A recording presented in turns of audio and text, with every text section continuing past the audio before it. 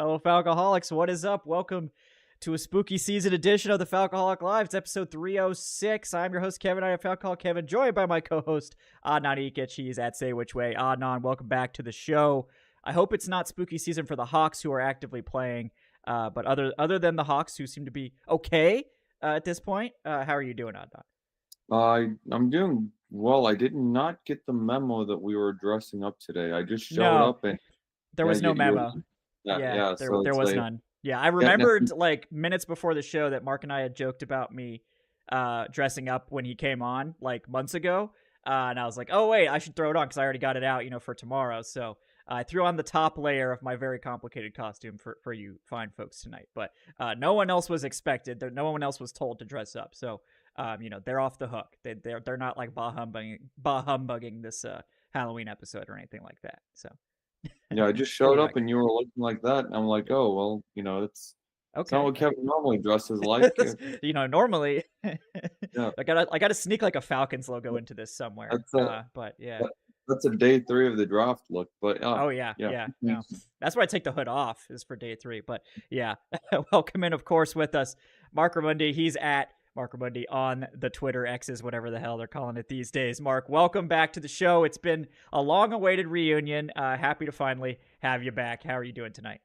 Yeah, thank you guys for having me back. I know it's been a little while, and I really appreciate that you were able to finally compensate me the number that I was asking for my return. So thanks for that. And here I am. I had to do some negotiating, but finally back where I belong. I feel on my old SB Nation stomping grounds. Exactly. Yeah, there was intense negotiations. All my knowledge of the salary cap that I've been gathering all these years was really helpful in these negotiations. For the record, for this one show from Mark, that did it for our electricity bill. So, if we have any episodes in the darkness here in the coming months, then you guys know why. Apparently, Kevin's wardrobe bill as well. That's why he's wearing that. Yeah. Hey, this is all me. Everything you see except this T-shirt. I didn't make the T-shirt, but that's not part of the costume. This is all hand sewn and crafted by yours truly. So I learned how to sew for this.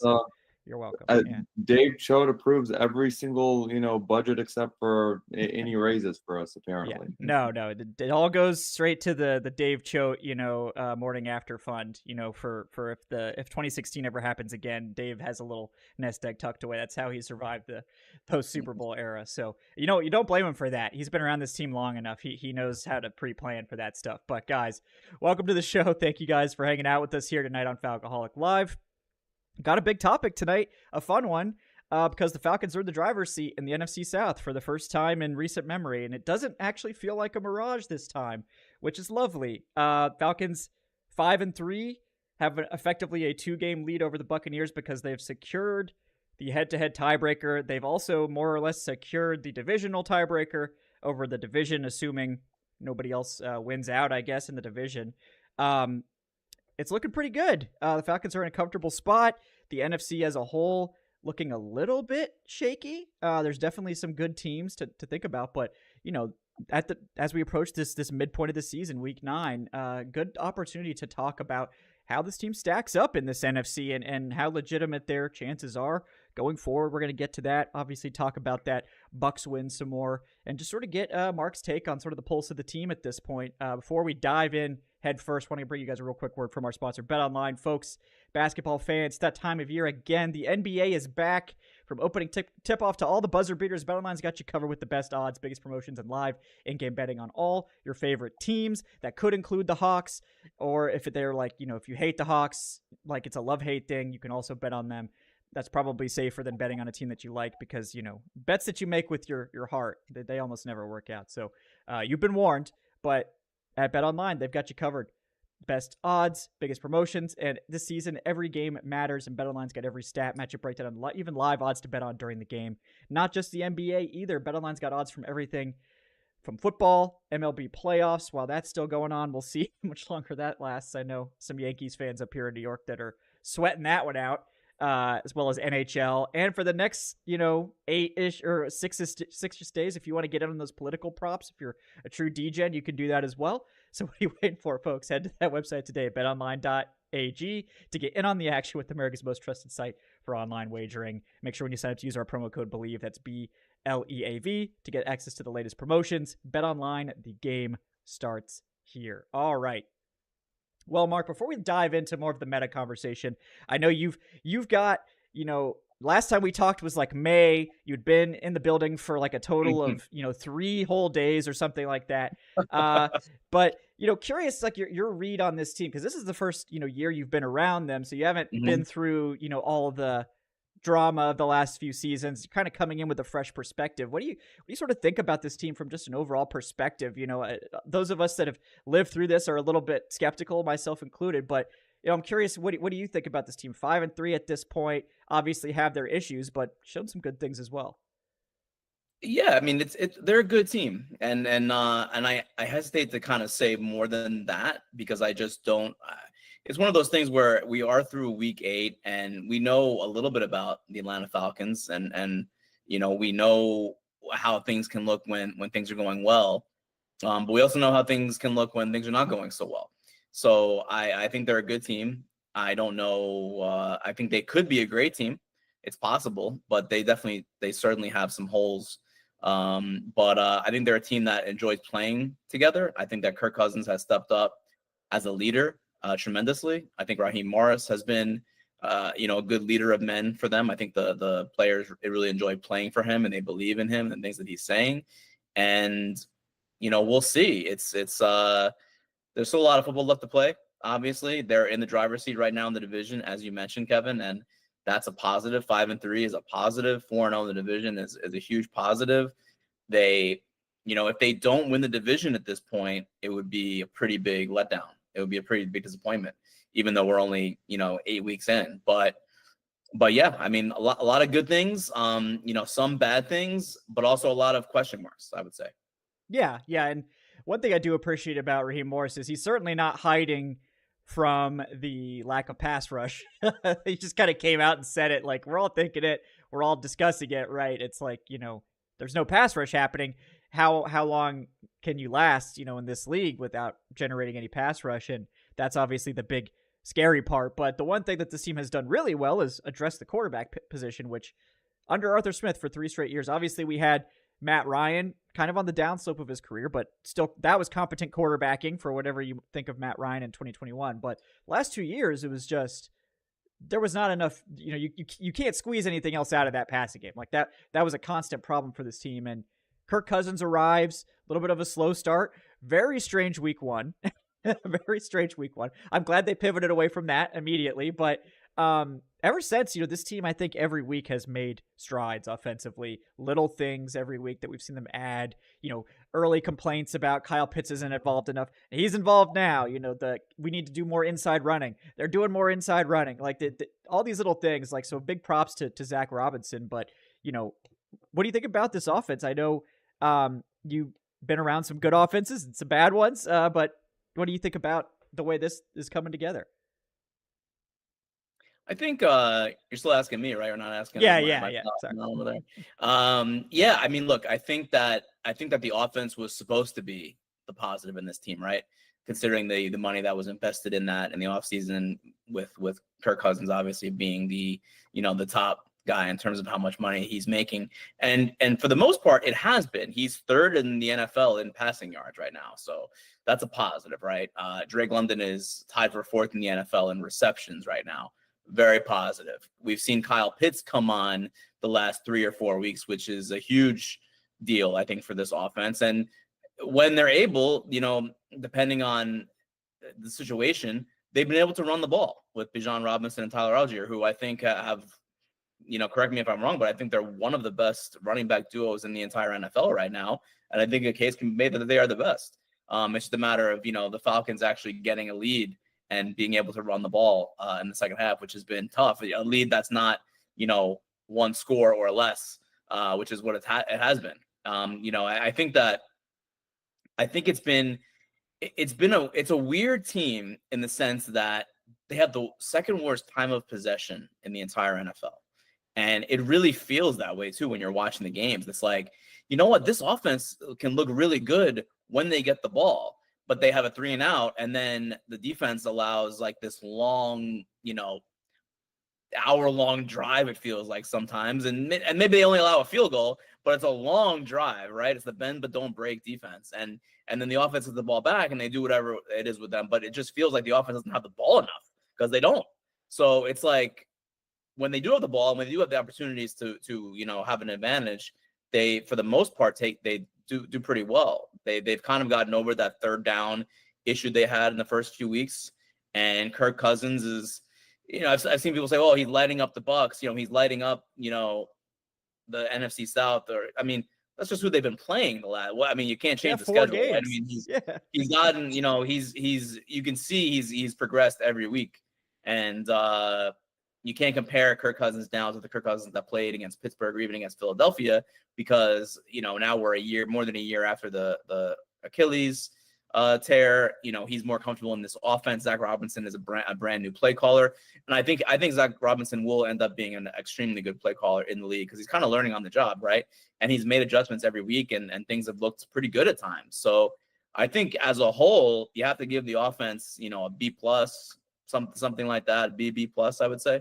Yeah, no, I've been so impressed with Rob. Like I don't need things to be perfect, and I certainly didn't expect it to be that way with a new quarterback, new system coming in, even one that Kirk was ostensibly familiar with, and first-time offensive coordinator. Expected some growing pains, but I really like to see the week-over-week improvement, even if it's like if you can get 5% better every week. By the time you're at the end of the season, you're twice as good as you were, So I think that's the way Robinson's doing things, and I think he's on a great trajectory so far. But Adnan, I wanted to get your take too. I mean, we're basically at the halfway point of the season now. How do you feel about where this Falcons team is sitting? I mean, you can't help but feel really good, right? When you look at the record, when you look at where they are in the standings, this is sort of everything we wanted when it just comes to the sheer win-loss record. We weren't delusional. Nobody was sitting here saying we're going to be 7-1, we're going to be 8-0. We knew that the first quarter of the season was really difficult. It ended up being so. The team started out 1-2, but they bounced back, and to win 4 of your division games. I mean, I sat back and I said I did predict that they would go 6-0 in the division, but I won't lie, when we get into the season, I'm like, man, did I really fucking do that? Oh, sorry. That's okay. I'll put the E on here. Yeah. But it's like, just winning, any division game, any road division game, it's so difficult in this league that you can't really take it for granted. And yeah, they're chugging along right now. I think they're 5-1 in the NFC. They're 4-0 in the NFC South. They're completely in the driver's seat. Like you said, you're a game ahead of Tampa Bay, but it's more like a game and a half because Tampa Bay now has to finish ahead of you no matter what because of the tiebreaker. And Tampa Bay's schedule the next 2 weeks, they get the Chiefs and the 49ers. So you have a real chance now before you head into your own bye week to sort of, distance yourself within this division a little bit. But yeah, offense has been great. Didn't start off great, but I'm more than satisfied with what I've seen from Zach Robinson. I feel like he's done a very good job overall. I think a B+ is a very, very fair grade for the offense so far. Drake London is having a breakout season. Darnell Mooney has far exceeded my expectations so far. I think he's been one of the unsung heroes on this offense. Bijan Robinson, the past few weeks has really started coming on strong. Tyler Algier, Zach Robinson said he would have a role in this offense during camp. He's been true to his word, and he's had a very strong role. And, now we've even seen Kyle Pitts start to wake up the past few weeks. He's had, 65 yards each of the past 4 weeks. And, yeah, if you told me before the season started, team will be 5-3, they'll be coming off a sweep of the Bucs, 4-0 in the division, I think every one of us would have, signed up for that immediately. Oh yeah, no question about it. And look, this team, this is about as good of a start as we could have hoped for. I mean, in hindsight, you feel like you probably would have liked to win that Seahawks game, but that Seahawks team gets a lot of players back, and Kirk just has an off day, and that's going to happen. You're not going to be perfect, but you like where this team is. I mean, 5-3. I said it earlier this week. They kind of crested that 4-4 number that they just. It felt like perpetually they would just always at this point of the season they would get to 4-4, but they could never. That would be the last time they were 500 or better. Like they would just fall off a cliff after that. And this year we've done it. Like more than halfway through the season, this team is above 500 and 2 games above 500 at that. So that's always nice.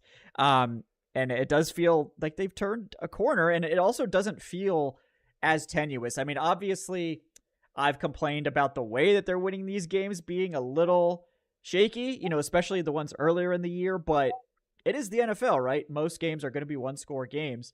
You'd like them to win them more handily, but at this point, we're just going to take the wins and be pretty happy about it. But, we've talked about Raheem Morris, who I think pretty much everyone has a good opinion of. I mean, he's a very personable guy. I've always liked Raheem. And I think Zach Robinson has really changed. People's minds have been changed in a positive way for Robinson after this kind of slow start to the year. It seems like Jimmy Lake is currently public enemy number 1 for the Falcons fan base. And I feel like most people, myself included, because I wasn't at training camp this year, haven't really met or know much about Jimmy Lake. So Mark, I'm curious, you've been there, you've actually gotten to probably speak with him a little bit more. What's your sort of take on Jimmy Lake and how this defense is growing and adjusting? Because so far the stats, which maybe Jimmy Lake doesn't like to pay attention to, that's up for debate, but the stats are not kind at this point in the season, particularly the DVOA and the advanced analytics. But what's your take on Jimmy Lake and what's going on with the defense? Yeah, I mean, it's hard to say what is Jimmy Lake's fault and what was given to Jimmy Lake as far as personnel, because I think, and I remember even talking with Adnan about this in training camp, it was pretty clear this was going to be a pretty good offensive team. We didn't know how good it was going to be. But it was also pretty clear that the defense was going to be kind of mediocre, and it actually, I would say the defense actually exceeded expectations the first few weeks of the season.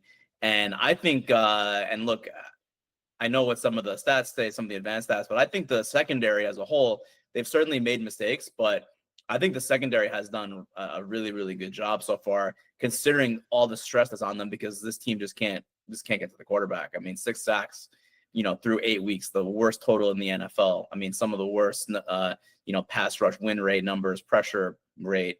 It's not good, right? And the secondary is kind of the victim of that, right? If you think about it, they're the ones that they have, the quarterbacks have all the time in the world, and they have to stick with their guys and, stay on their P's and Q's for all that time. And Jesse Bates is, this is my first time covering the NFL in a long time, right, guys? Jesse Bates is a freaking hell of a football player. I mean, that guy, he's a dude. Jesse Bates is a freaking dude. I mean, he is really impressive. I think pound for pound, to bring back, some of my MMA, my combat, I think pound for pound best player on that team. Maybe the best safety in the league. Kirk Cousins said it today. He's so good. AJ Terrell has 2 picks this year, 2 interceptions. He hasn't had one in a few years before. He's played well. Mike Hughes is playing really well. Clark Phillips is playing really well. Justin Simmons is playing well. He didn't play last week, but I think the secondary, for the most part, D. Alford has had his moments of playing well too. Secondary has been playing well. It's just they have a hard time. They're not stopping the run either. They really can't stop the run all that consistently, and they can't get to the quarterback. Now, I will say one thing. The second half has seemingly been better. The last, maybe the entire season, really. The second half has been a bright spot. And to me, say what you will about what Jimmy Lake may be doing during the week, but he's making these adjustments in the second half, and something's going well because they're playing better defensively in the second half than they are in the first half. So there's something there, but I think it's too soon to say for sure. But I mean, they just can't get any penetration on at the line. I mean, they're just not doing it. No, it seems like the finishing in particular, because they can't finish it's just either. They're not finishing any sacks. 2 weeks ago against the Seahawks, they actually pressured Geno Smith on 50% of his dropbacks, and it was the most and that team gives up a lot of pressure. The Falcons got a lot of pressure. They just couldn't get him on the ground. I mean, they did a couple times, and then some of those were penalties, unfortunately. But it's frustrating, and yeah, you're right that I think the secondary has been good. I think, and that's Jimmy Lake's specialty. That was, I think his Washington defenses were famous for their secondary players, and he produced a lot of NFL talent while he was at Washington. So I think I was always expecting like the secondary would be good because they got Jerry Gray too in the building, who's also a secondary guru.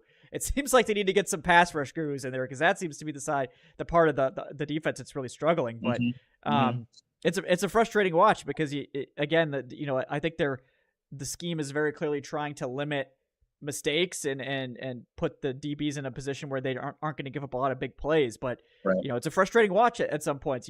And again, it plays into the lack of time of possession that this team consistently has. I think the Bucs in that game, that 97-yard drive was like the longest drive they've had in like 7 seasons or something like that. So, and this team's giving up drives like that routinely at this point. But the saving grace has been they create very timely turnovers. that has been consistent. It's like turnovers are one of the most inconsistent things in the NFL, but this team has consistently gotten them when they really need them in several games, which is. So, I don't know if that's sustainable or what, but it's nice that they're doing it. But, I wonder, like, can that continue? Because, on 2 of those drives, both the drives that the Falcons ended with turnovers in the second half, the Bucs were marching to score. Obviously just phenomenal plays by Jesse Bates and AJ Terrell's best interception or close to it of his career. So you're happy to see that. But, yeah, I feel like we got to do something up front. Something different, and they may just have to commit one way or the other. Like maybe if we can't fix the pass rush, we can at least get some more beef out there to stop the run. Because very few if you can't stop the run or rush the passer, you're just going to be a bad defense. There's not really any way to be successful with just a secondary. So I'm not sure what the solution is, but it's getting dicey out there. Yeah, I mean Nate Lamb missed time early in the season. Troy Anderson has missed time. So they've been those are the 2 of the more important guys as far as stopping the run. And they've missed time, and Nate Lamb is still banged up. I mean, his shoulder was wrapped on Sunday, and it's pretty clear he's not fully himself right now. And Troy Anderson, he had that absolutely phenomenal game earlier in the season, and he got hurt in that game. And then he hasn't been back since. And I think there's a possibility he comes back this week, but. He's a very, very talented guy. I've been really impressed with him athletically. I mean, he's a freak athlete, and it seemed like he was really like finding himself as far as making plays on defense, and they just haven't had him out there now. JD Bertrand has a concussion, and that's not good news either for that for those inside linebackers. So it's been Caden Ellis is playing well, but they're having a hard time stopping the run. The interior of the line, Grady Jarrett, I think has played pretty well. But David Onyemata maybe hasn't played as well as he has in recent seasons. And, Rook Aurora was coming, he was starting to come on a little bit and started to make plays. Now he's hurt, and we're not sure. It didn't sound like Raheem Morris's quote was, "It doesn't look great," something along those lines, which is not what you want to hear, for a guy like Rook, who is, I think has a ton of potential. Maybe we'll see Brandon Dorless somewhat. Maybe we'll get, Contavia Street back in the rotation as well. It's kind of a piecemeal job on right now on the defensive line to see who's hot, who's making plays. I think Zach Harrison has made plays at times, but other times he hasn't. It's just a weird one. It's like I think they're still trying to figure it out as far as that group. Yeah, I think there's probably a talent deficit in that room that can't really be fixed in a reasonable manner during the season. So it's going to be, more about what can they do to scheme some of these guys up or find some ways to get people more involved. Judon is kind of looked out of shape. So, the hope I think is that maybe he can continue to come back from his injury and be a bigger contributor because I feel like he was not wearing red sleeves today at practice. Yes. And I find that interesting. I'm going to have to ask him about that tomorrow. Yes. I wonder if he's unlocking a darker part of his psyche with the switch to the dark gray. Or it could be just a Halloween thing, we'll see. But I agree. This is a very important update. I'm glad you got us the sleeve update because that could portend big things. I know the sleeves are very important to Judon. So the fact that he changed colors, it could mean something. We'll have to continue monitoring that. But I feel like we're sort of seeing the effects, and this is more of a macro conversation, probably more so for the off season, but you're seeing sort of the results of what bad drafting does year in and year out. And I mean, with the Falcons, obviously, with the top 10 picks, they always get, the offensive talent, skill position guys ever since Fontenot came here. But they've just missed on so many of those day two guys to the point where, all of those guys who should be, contributing right now along that defensive line, along that edge rotation just aren't. And now you see such a deficit of talent, along that defensive line in particular, because it really is like 6 sacks in 8 games. That's not just bad. That is like on pace to be one of the historically bad pass rushes of all time. And I mean, not just that, but yeah, Mark mentioned it. You're also last in pressure rate. You're not winning, those one-on-one battles. I know Raheem Morris mentioned, the lack of those one-on-one victories. And yeah, it is a little troubling. It's more than a little troubling, because if you really, I'm not too worried about the division, because the team has gotten off to such a great start. The division is sort of, a little putrid with the Saints, with now the Bucs dealing with their own injuries. But if you really want to be able to compete in the playoffs, and especially against some of those, more NFC heavyweights, you have got to be able to pressure the quarterback. Because yeah, the turnovers, that's not sustainable. Like it's great. It's it's wonderful seeing Jesse Bates come up with that amazing play, and he forced 2 turnovers by himself last game. But you sort of can't just bank on, all right, one of my star players is just going to do the exact right thing at the right moment. That's just that's what we saw in 2010 for the Falcons. Well, they won 13 games. They had the superior turnover margin. The defense always seemed to get the right play at the right time, and then come playoff time, they didn't, and they got their faces bashed in by the Packers. Yeah. Well, I know we got Mark for just a couple more minutes. Adnan, anything you wanted to ask Mark before he's got to sign off for tonight? You don't have to, no pressure. I just didn't want to Putting him on the spot. Yeah. Well, who's been your favorite interview so far? Like, I don't think we really talked about it much during camp, but I do want to know who your favorite sort of go-to player has been just in your time as a Falcons reporter. Just that little like off the field type thing. Who's the guy you've most enjoyed speaking to so far? Honestly, I mean, I feel like it's Kirk, to an extent, because I know he's a podium guy and we're only really getting him, in a press conference setting, but he's been so engaging and he's been so insightful, and he's just great with anecdotes, and he's funny, he's I like to joke around with him a lot in the press conferences. And I've actually had a reporter at ESPN who covers the NFL. I won't say who it is, but this reporter emailed me and said, you're so lucky to have a quarterback that's engaging and insightful and actually, gives those insights in press conferences. And it's been I enjoy, his weekly Wednesday press conferences. I think he gives a lot of good stuff. He's helped a lot of my stories. He gives good quotes.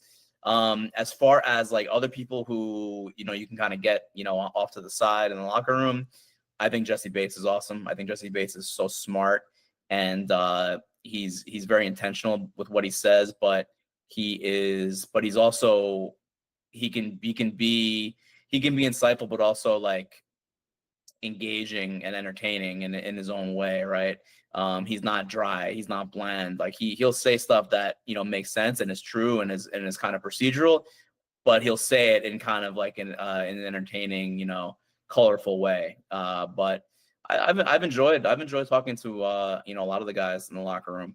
It's been a fun experience being in there. Chris Lindstrom is really smart guy to talk to.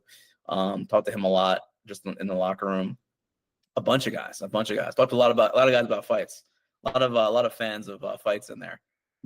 Now, do they know that you're ESPN UFC reporter Marc Raimondi, or does that just sort of come up like organically? It's definitely come up. I mean, I've told a bunch of the guys, like that's where I was before. and quite a few of the guys are pretty big UFC fans. Like Avery Williams is a big fight fan. Rook Ororo is a big fight fan, more boxing than MMA, but he definitely watches MMA. Kevin King boxes a little bit himself. Chris Lindstrom has done some boxing, and I actually was when WWE came to town to Atlanta for that pay-per-view a few months ago. Actually, last month. Feels like a few months ago because it's a long season, but it was actually it was this month. It was this month, guys. It was earlier this month. It feels like a million years ago, but I was able to connect Falcons PR and WWE PR, and they were able to work something out. And a bunch of the offensive line guys went to the show, and apparently WWE treated them great. They were super excited. Caleb McGarry had a ball. Chris Lindstrom had a ball. A few of the other guys had a really good time. And unfortunately, the biggest wrestling fan in the building, Dwayne Ledford, offensive line coach Dwayne Ledford, was not able to make it. His son had a game.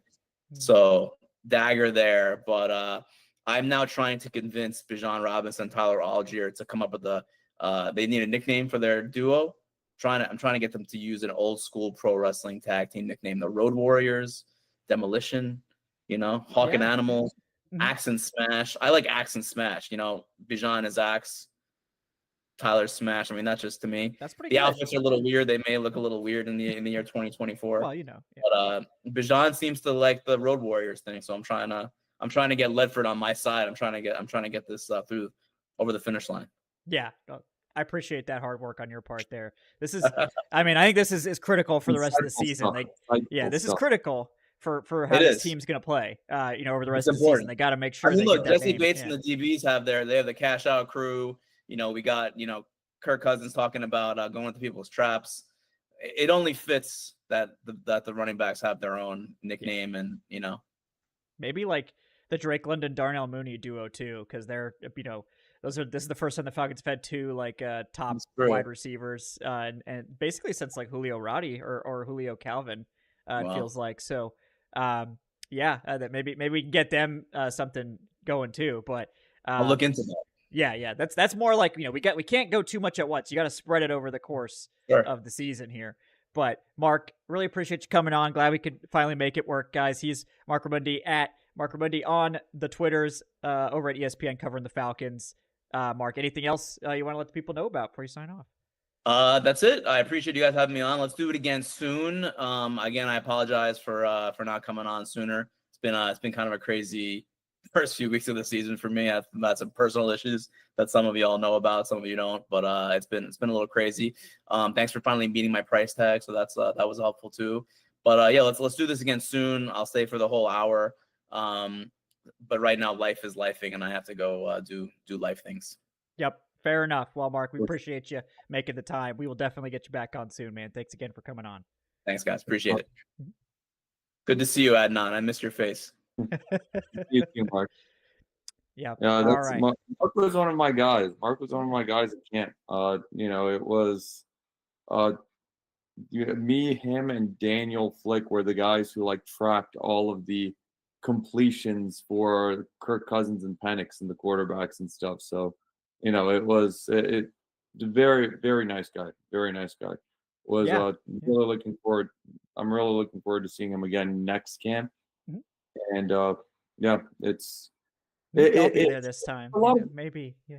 It's a lot of camaraderie, by the way. Background. Like the media people do not hate each other. It's very cordial. A lot of camaraderie. Like we even share notes sometimes about, oh, did you see this? What are the numbers you pull? What do you make of this? Who got this sack and stuff? It's all about getting the proper and accurate information to as many people as possible. Yes. It's a cool group. It's always fun to get to connect with people. And it's fun to get to connect with the fans too. We love seeing everybody at camp. And it's a good time. It's a good time. It's a lot of hard work. I think you and I are most nights we're still messaging each other at 10 p.m. But it's a busy time, but it's a fun time. Looking forward to getting back there in the near future. Well, not too soon. We got to get through the season first, but not too soon. That's a nice next July. That's something we can start waiting for. Yep. When it's hot, when it's like May, when it's June, then it's like okay. But Yeah. you know, right now we're still in October. We got You winning know, Falcons football. Yeah. the Falcons are winning. Yeah, Yeah. this doesn't happen very often.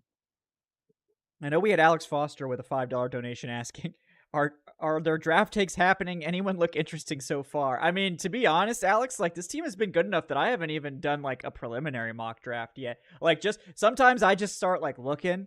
This team's been interesting enough that I really haven't. I mean, there's definitely guys like the corner class in particular is awesome. There's probably like, I mean, if you think depending on what you think about Travis Hunter, if he's a receiver or a corner, I mean, there could be 2 top 3 type talents at corner. There's an amazing Mason Graham, the interior defensive lineman. He's like got number 1 overall type potential.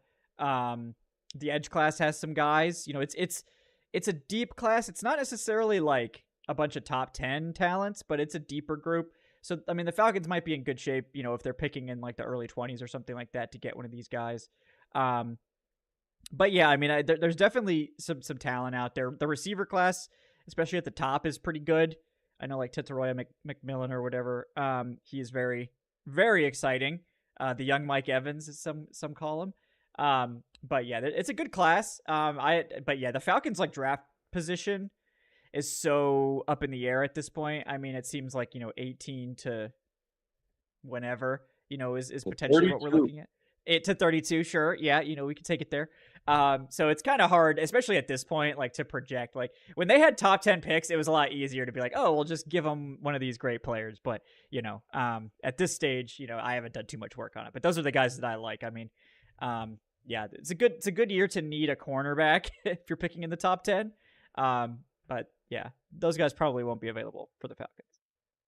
Yeah, Will I Johnson mean, and Travis Hunter. don't tempt the Falcons with another wide receiver in the first round. Yeah, they're probably also going to trade down. So they'll take another offensive skill position player. I know they want to, desperately, but no, they're probably going to trade down. Would be like if you actually want my take, they're probably going to trade down from wherever they're picking because right now they only have like 4 picks. So yeah, you're not wrong, but the Falcons also literally just never do that. Not in the first round, but they did do it in the second round that one time. They do in the second with Terry. Yeah. Yeah, and that was the pick that got us Richie Grant. So maybe we shouldn't have. Maybe we shouldn't have. Yeah, maybe trade downs don't always work, but the process was good. Yeah, maybe they should have taken Creed Humphrey or Javon Holland.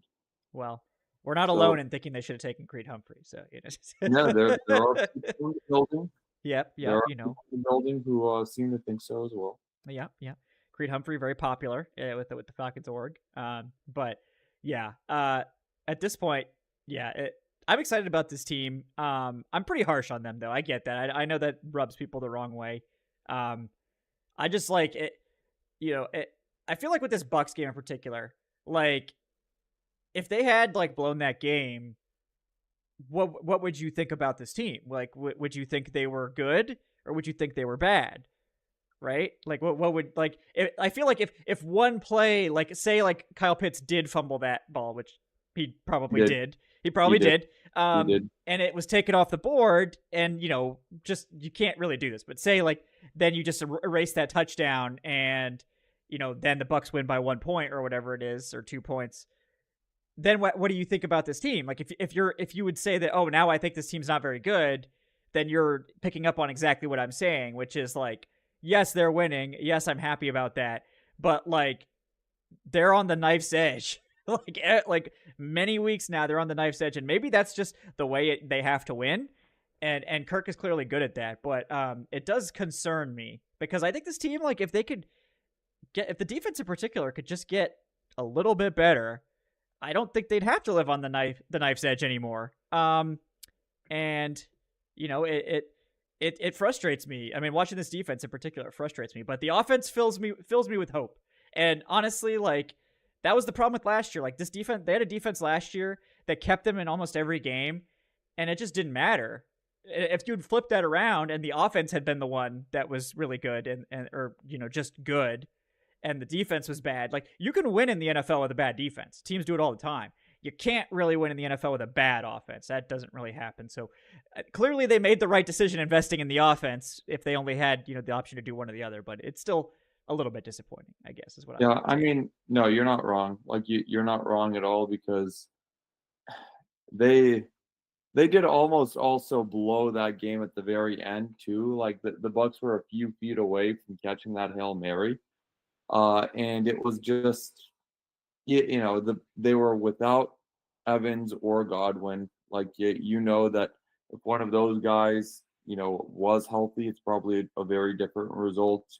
The Kyle Pitts play happened when you were down 14-7, and I mean, I wasn't on the post game show, but it's like what is Kyle Pitts thinking on that play? Like it slowing. I was gonna rage, man. I was raging. The same thing happened last year too. Like the The same thing same happened with player, the same end zone, I think. the same end zone. It was Antoine Winfield Yep. stripping Desmond Ritter last year, and that one didn't go Atlanta's way. The Falcons ended up winning, but that was a huge play because that's a safety or Yeah. not a safety. That's a touchback for Tampa Bay. That's a straight turnover if that Mhm. happens. But you know, they got away with it. But I'm with you. Like I want more for this team. I want more for this team than just winning a weak division and being a one and done playoff squad because the NFC is so open this year. Outside of the Detroit Lions, who look like world beaters right now, and even the Lions, they're without Aiden Hutchinson, who's their most important defensive player. But nonetheless, Dan Campbell has those boys playing. Outside of them,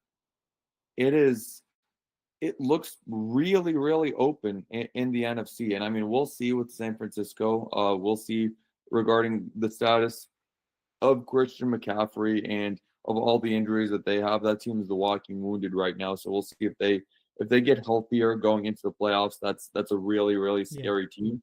But outside of that, it's just I don't know. Like things are open. That this seems like a prime year to be able to make a little bit of a run, and that's something where you can't take that for granted. You have to take advantage of those opportunities because I'm not of the mindset of, oh, if we won the division and, even if the team goes one and done, oh, it's okay. That they'll just sort of build from that and they'll just be better next year. You don't know that. Like it's the NFL. Like teams go down and up every single year. It's not a given that you're just going to be able to build off of this season, especially given the salary cap restrictions, the amount of cuts you're going to have to make to this roster this offseason, and given the fact that your general manager is a bad drafter outside of the first round for the most part. I just really want them to take advantage of what's ahead of them, and that really can't happen. You're not really going to succeed in doing that if you can't get to the quarterback and if you are so weak along the pass rush and on defense, because it's not sustainable to just expect one of your star players. It's not sustainable to just pray for Jesse Bates to make a big play every single game. And that's the reason for the harshness. It's wanting more. It's that expectation of more than just, all right, well, we got to the playoffs. We're just happy to be here, and let's just go home after that. Yeah, and the other side of it is like, look, guys, you can go follow any Falcons fan on Twitter and celebrate this win, and you should celebrate it. But we're here to give you analysis and talk about the team and the state of the team, and I feel like we'd be doing you a disservice if we were just pretending that everything was fine because they're 5-3. They got a ways to go, and it's not like they can't have success or anything like that. It's just that they got a ways to go. And I think that they have a chance to get there. I certainly hope that they can. I don't really have a problem with where they are right now. I just don't really believe in this team. I hope they're not resting on their laurels. And to be clear, there's not any indication that they're doing that. It's just I don't want them to. I don't want anyone to take the tack that this team is fine and they just need they're good enough, because they're not good enough. What are they good enough to win? Do we want to be the Bucs, from a couple of years ago who just beat the NFC South and then just get waxed? I mean, we want this team to have, you're paying Kirk Cousins $45 million. You have a legit offense. This team should be competing. They can. And we have to figure out this defense. I mean, I think that's the big thing. And looking at the injury report, I did want to get to that while we were here. The first, look at this. It right now, J.D. Bertrand has a concussion. Chris Lindstrom's not practicing, and obviously it doesn't look like Rook's going to be playing anytime soon. But in positive news, Drew Dahlman activated off IR and practiced in a limited fashion today. That's pretty exciting. And Troy Anderson also got in another limited practice, and Justin Simmons got another limited practice, and Raheem Morris seems to think that Simmons is going to be back on the field on Sunday. So, some good news, some bad news on that front. But, they need like some linebackers, for God's sake. Like, I don't think we realized like how desperately they were going to need Troy Anderson, but I feel like, he seems like the linchpin to making this scheme work. Like, they don't really have another linebacker that can do the things that he does. Like, Nate Landman was athletically limited before, and since his injury, he looks like he's stuck in mud half the time. Caden Ellis is not having the greatest season. And Bertrand's a rookie. He was playing okay last week, but he's concussed. So when are we going to see him back? I don't know. So we also need Troy Anderson for his special teams prowess, apparently, as well. Oh God. I'm gonna like physically fight someone on the sideline if he goes in on special teams. It's like, Marquise, we're gonna have words, No, but I have a feeling he's not gonna be playing any more special teams. That's my guess. Shouldn't have been playing special teams in the first place. You had two healthy linebackers, and you had one of them as a gunner on special teams. That's just so irresponsible from a coaching standpoint. But the Falcons paid for it, and hopefully that's a lesson learned. Yeah, no, I think that they've learned their lesson. That's my hope, certainly. It will be nice to get Dahlman back. No offense to Newsel, but it feels like there have been a few penalties in the past couple of weeks where it's like, man, Ryan Newsel is really sort of struggling a little bit with that. I feel like he's done a good job overall, but Drew Dahlman is just one of those special run blockers that you're really sort of feeling the absence a little bit in the middle of that offensive line. I think more so Tyler Algier than anyone else, because outside of that Panthers game, Algier, he's been struggling a little bit with those yards per carry. Bijan has really come on, so we haven't really noticed too much, but yeah, getting Dahlman back, I think that's going to be pretty crucial for this team as they head into the second half of the season here. Yeah. And that's, we just need to see, hopefully some guys get healthy, and hopefully we get just some better play. I know, like, it does seem like maybe we'll see Dorless this week. Are they really going to turn back to Contavious Street given what we saw from him? I guess that's an option, but I think we'd all like to see Dorless, so maybe this is going to be his opportunity. It's not great, but I think schematically they have to figure out some ways to scheme up more pressure. The run is still a problem, but ultimately, this defense just has to be better. They have to figure out a way to do it, and I don't think there's an easy fix. One fix would be, not putting two linebackers on the field in 2 minute or like Hail Mary drive situations. Like, there's no reason Nate Landman should be on the field ever in that scenario. Like, what is he gonna do? Like, is he gonna carry the running back 70 yards downfield? I can't believe we're still putting two linebackers on the field in 2 minute. But Jimmy Lake is very strict. Like, with this scheme, he's gonna play nickel almost all the time. And he's going to have two linebackers out there, and they're going to run that same scheme, and they're going to run, the same 3 or 4 coverages. And, they just need to figure out some way. Like, you might have to adjust your scheme a little bit. It's becoming a little bit predictable. So, we'll have to see what they do about that. But the other side, just taking a quick peek at the Dallas Cowboys, this team, the vibes are just so bad around this Cowboys team. Like, I know they mounted that comeback against the 49ers, comeback, but that was really just garbage time for the most part. They got way closer than they should have because the Niners just really let their foot off the gas. Probably shouldn't have. This is the NFL after all. But, this Cowboys team is, the vibes are terrible, and Michael Parsons apparently is not going to play. Is like, it seems like Mike McCarthy was already saying he's like not able to practice at this point. Deron Bland was activated yesterday, and I know a lot of people were like, "Oh, does that mean Bland's back?" Well, Bland didn't practice today, so I mean they had to activate him yesterday or put him on season-ending IR. So that doesn't necessarily mean he's ready. Also, Trayvon Diggs didn't practice today with a calf injury. Neither did Zach Martin. So like this team is banged up and the vibes are terrible. I mean, I know that the Cowboys aren't like talent-wise, this team shouldn't be this bad, Adnan, but like I feel like the Falcons really need to put the nail in this Cowboys coffin. Thank you. And this is a prime opportunity. The Cowboys last year, they were a really good team last year, albeit they did beat up on some really bad teams, but that's what good teams do.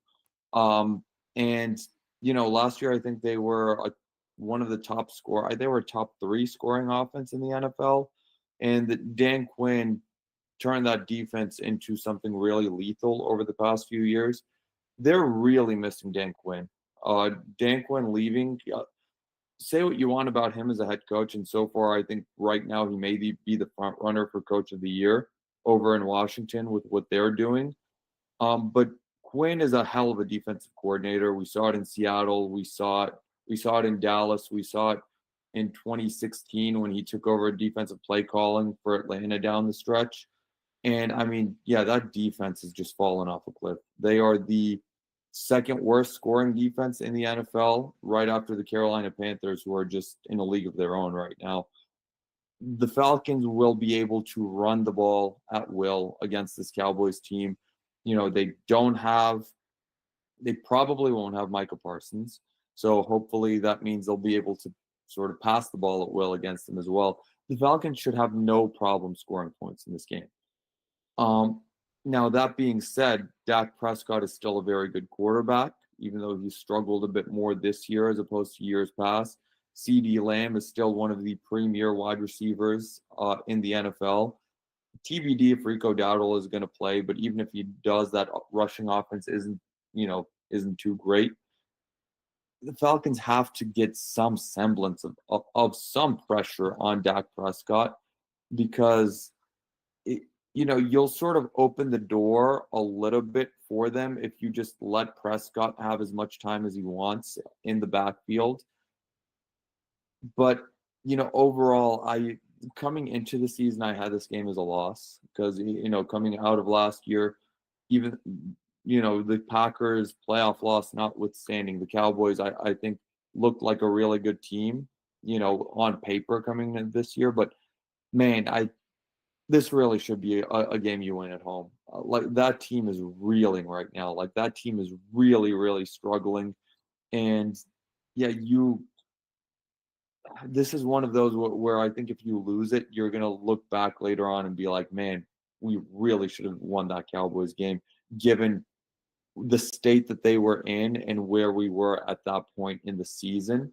And if you sort of lose this game, then, it will be one of those conversations of, is this team really an NFC South merchant where their real wins only come against, interdivisional play? Like, start proving that you can beat some of these teams outside of the division as well. Not that they haven't yet, but do it consistently now that you have some of these teams on your schedule moving forward. Yeah, this Cowboys team, again, it's like the Falcons haven't played as well at home, which is kind of interesting. I feel like they've been just great road warriors all year, but this is a game that like you should have, like this Cowboys team is reeling. They can't stop the run. Like, they're one of the worst run defenses in the league. They have no interior defensive line depth. One of their only reliable interior defensive linemen, Linval Joseph, didn't practice with a back injury today. So, and one of their, I think multiple of their linebackers, Eric Kendricks was limited, and Nick Vigil didn't participate either. So, like, this team is reeling. Establish the run. Obviously, like, the Cowboys are going to score some points. I mean, they do have CeeDee Lamb, and Dak Prescott can throw the ball well. He's also going to throw picks, and this team is really good at getting picks, it seems like. So, I don't understand what's going on with Dak because he has been a good quarterback in the past. He has by far the most turnover-worthy throws in the NFL. And it didn't get any better last week. He just chucked it up there. So, and that's really what's killing them is they're just turning this ball over at a high rate. They can't stop to run, and teams just get up on them, and they can't really run the ball either. So it's one of those things where it's a domino effect of how bad the defense is and how bad the running game is, to the point where, in the past, Dak Prescott, he was at his best. Obviously, when playing with the lead, he had, prime Zeke Elliott a few years ago to really sort of take the load off and take the pressure off. Now the defense is, you turn on a Cowboys game these days and they're down by 3 touchdowns. The defense is absolutely horrendous this year. There is no running game, and I feel like that's putting a lot of pressure on Dak Prescott to really have to, play Superman, play hero, and I think that's resulting in a lot of these turnovers, a lot of these bad passes. It's just when one part of the game of the team is so bad, it makes everything else press to try and compensate. I feel like that's exactly what's happening in Dallas. And you can't really, when you see that happen, you have to take advantage.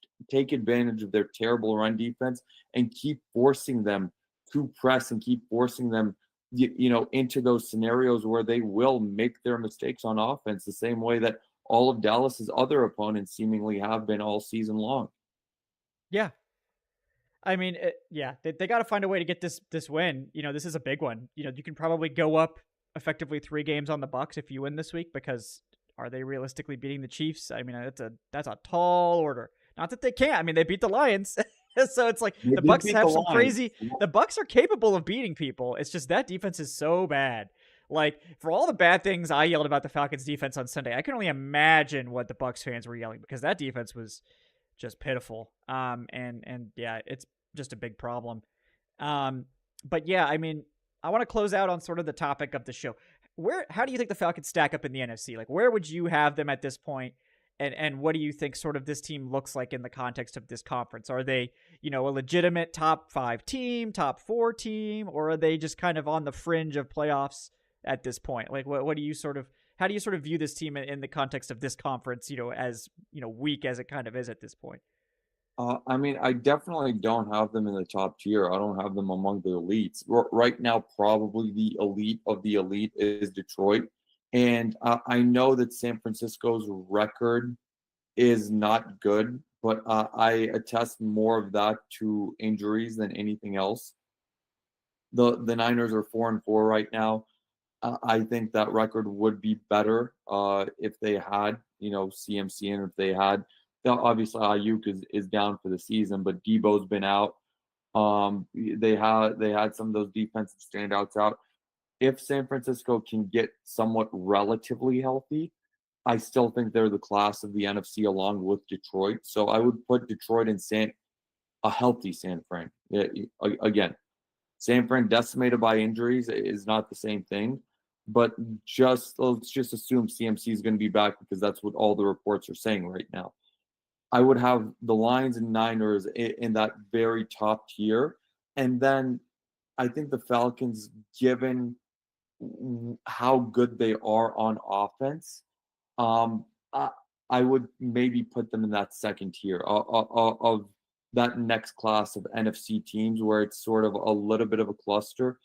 Washington looks really good at 6-2. We'll see if that's real or not over the second half of the season. Obviously, they were that Hail Mary away from, they should be 5-3. They won off a Hail Mary. Let's be honest here, but still, Washington's been very, very impressive. Philadelphia, I don't think is going away. I think that's still a really good football team, despite the fact that they had their own really bad vibes. And, the Packers. I think those are the 3 teams along with the Falcons right now. Again, I'm not buying into the Vikings. I'm sorry. I was saying it when they were 5-0. They're 5-2 right now. I don't know. Maybe they proved me wrong, but I'm not buying into the Vikings. I just can't buy into a Sam Darnold-led football team.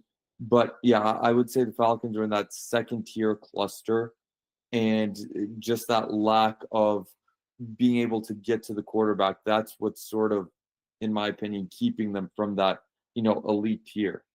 Yeah. No, I agree with that. I think I have it very similarly. I think the Lions are clearly the class of the NFC right now.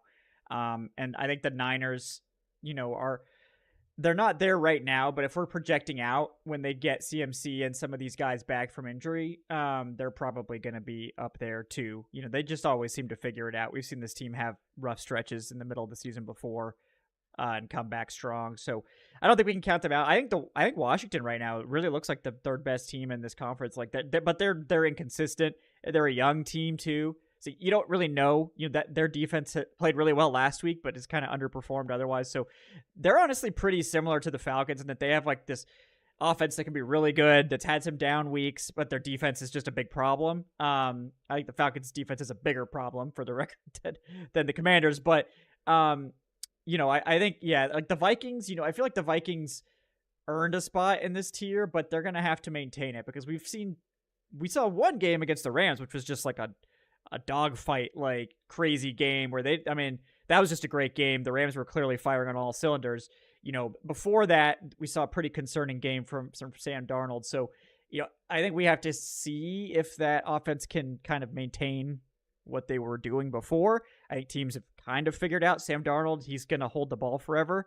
So just get to him. Obviously that's going to be problematic for a team like the Falcons that can't get to him. But, and teams have started to kind of find cracks in that Vikings defense too.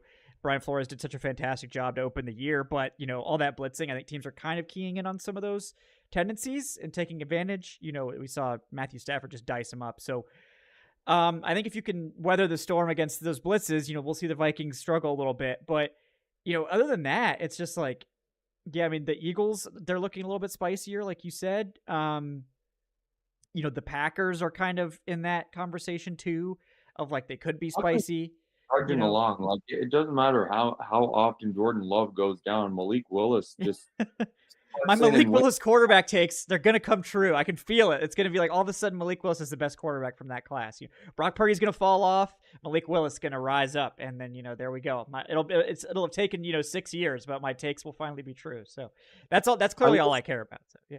I will say also about Washington, and this isn't to sort of devalue what they're doing, but we have seen it in the past. Cliff Kingsbury offenses have tended to fall off a little bit in the second half of the season. I'm just going off of historical tendencies. Jaden Daniels also is lighting the world on fire, but with each passing week, there is more and more tape on him in the NFL. I sound like a hater to Washington. I'm not trying to be one. I think they're a really good football team. I do think they are in that tier right now. I love what Dan Quinn is doing over there. I really like what Kingsbury is doing. That team, that running attack is legit. I feel like Brian Robinson also he looks like a different running back now than what we've seen in the past. Like he came into this season just looking way more explosive. Just something to consider with Washington. Now at the same time, the Falcons also could easily fall off themselves when they're not facing, such a light. Yeah, well, when they're not facing the Bucs and the Saints and some of these teams, because the Falcons at one point did have the most difficult schedule in the NFL after 4 or 5 games. We brought it up. That's fallen to like the 22nd most difficult schedule at this point because the NFC has sort of just regressed back to the mean. The Saints look like a disaster. The Bucs have regressed with those injuries. The Panthers are just. They're the Panthers right now. Yeah. They give it up. Yeah. And I feel like it's one thing to, succeed in the NFC South, and it's another thing to succeed in the NFC as a whole. And I think that's sort of been the case over the past few years because this division it has been a struggle within this division. That's why the Falcons over the past couple of years have been alive into, mid to late December, despite winning 7 games every single year. And they will sort of have to prove it a little bit against, some of these other teams in the NFC moving forward. And that starts with the Cowboys in a game where, they really should be winning on Sunday. I didn't say that before the season, but this is a different Cowboys team than we thought we would see. Yeah, you. I feel like you really need to win this game. Like you really it would be should nice. win the game. And if you care about it, you will get a lot of national media love too, because that's every single day. That's all they talk about. It's just the Cowboys. It's you turn on ESPN, and all they're talking about is the Cowboys matchup. It's like ESPN is just a regional broadcasting station based out of Arlington, Texas right now, or out of Dallas, Texas, because it's all Cowboys. So if you care about that, there's going to be a lot of talk about the Falcons leading up to this game, and a lot of analysis, coming out of this game as well. Yeah.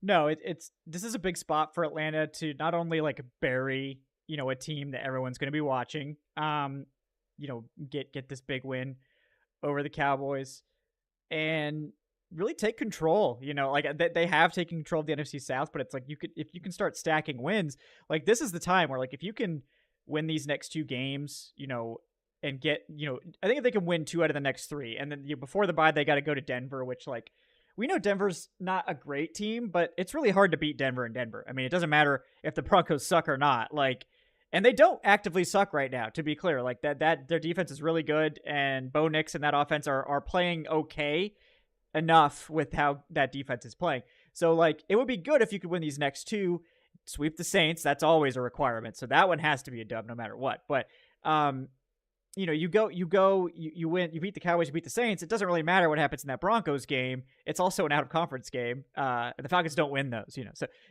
they're going to lose all their out of conference games. It doesn't matter. I will say, even we'll get to Denver when we get to Denver, but even before the season, when it looked like Denver was, going to be a train wreck, I remember what I said when we were picking that game. That feels like a tailor-made trap game. Oh yeah, like that is even if Denver was winless, I feel like that would be a tailor-made trap game. The week before the bye, coming off of what's going to be an emotional game against the Saints. They all are in New Orleans.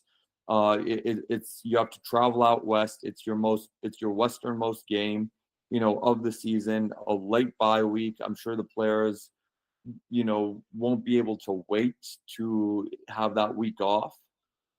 That's one where I feel like Raheem Morris will really have to earn his money in sort of motivating this team. I mean, not that anyone should be motivating them. They're professional athletes, but you know what I mean? Like that's one of those games where I hope they don't look past it.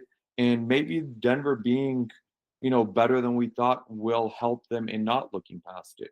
But yeah, it will be. Imagine if the next 3 games are highly winnable, and imagine if they do. Imagine how the vibes are going to be if you're 8-3 going into that bye. Immaculate, immaculate vibes.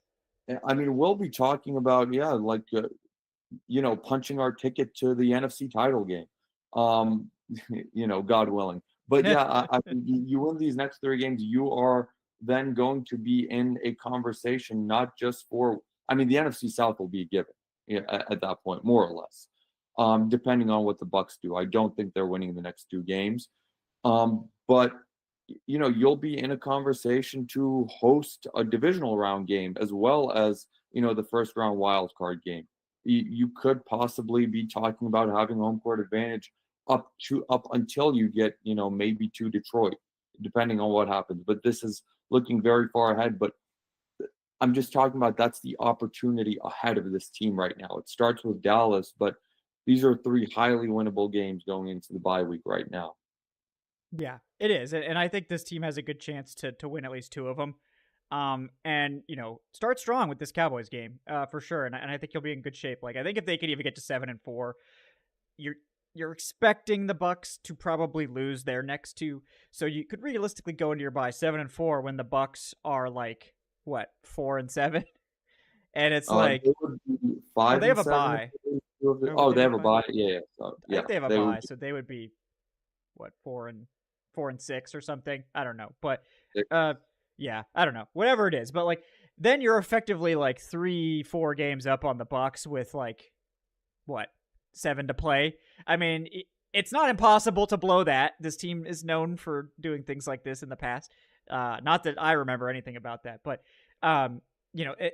you're in great shape. Like, and the fact that you have the head-to-head tiebreaker makes this really sketchy for the Bucs. And this Bucs team, like, we'll see when Mike Evans comes back. Without him and Godwin, they're just not the same offense. I think the Falcons kind of probably got their best shot. Like, no one had really seen what they were going to do without Evans and Godwin. Now people have seen it. They're going to run the ball. They're going to run a lot of short stuff. I don't know how well this is going to work on other teams. And we've seen it. Like, this is exactly what I was talking about last week. Like, I think Baker's just going to start throwing more picks because he doesn't have Mike Evans and Chris Godwin to go get the ball.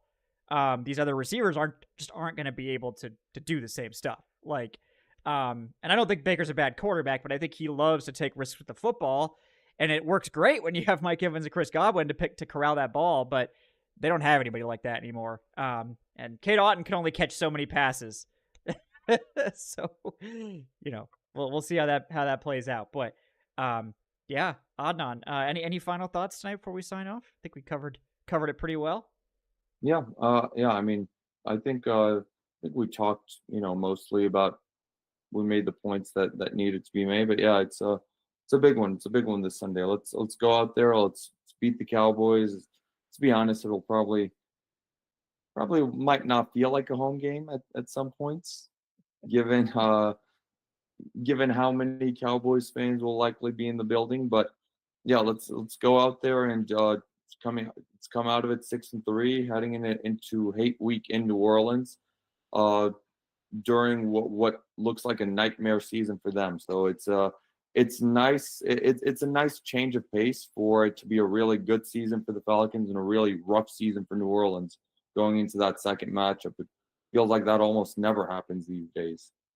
Yeah, no, we haven't gotten that in a long time. So excited to hopefully put the nail in the coffin of the Saints season as well when we go play them in 2 weeks. So maybe the Falcons can just be like the Grim Reaper of the NFL. It's just all these teams kind of like hoping they can come back, and then Atlanta just comes in and whacks them, and then it's like, okay, now we're really dead.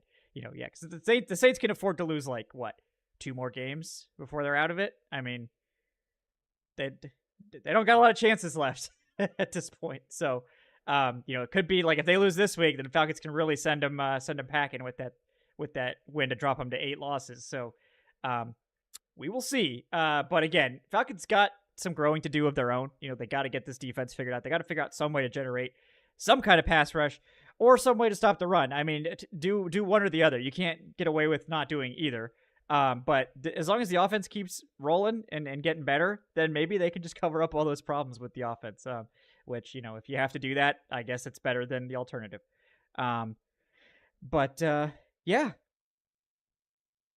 Thank you guys so much for joining us tonight on Falcoholic Live. Thanks to Mark for coming on earlier. Really appreciate him. We'll get him back on real soon. I know he had stuff to do tonight, but he made time for it anyway. Really appreciate that. Please do like and subscribe, folks, if you haven't done so already. Leave us that 5-star review on your podcast platform of choice. That really helps us out. If you haven't done that yet, we really do appreciate that. Thank you. Leave a comment if you got something to say. We'd love to hear it. Yeah, check out the Patreon if you want to support the shows. Patreon.com/Falcoholic Live. Or if you're a video enjoyer, you can check out the channel memberships for the same stuff, just more video focused. Check out the Falcoholic.com for all that tremendous written content. And of course, thanks to BetOnline for sponsoring tonight's episode. I'm Kevin Knight at Falcoholic Kevin. He's Adnan Ikic at Say Which Way. I'll be back on Friday for the Falcons Cowboys game preview. And then of course we'll be back for the post-game show on Sunday. So we'll see you guys real soon. Enjoy the rest of your football week. Enjoy Halloween tomorrow. You can tell that I will be. But until next time, guys, have a great night. We'll see you then.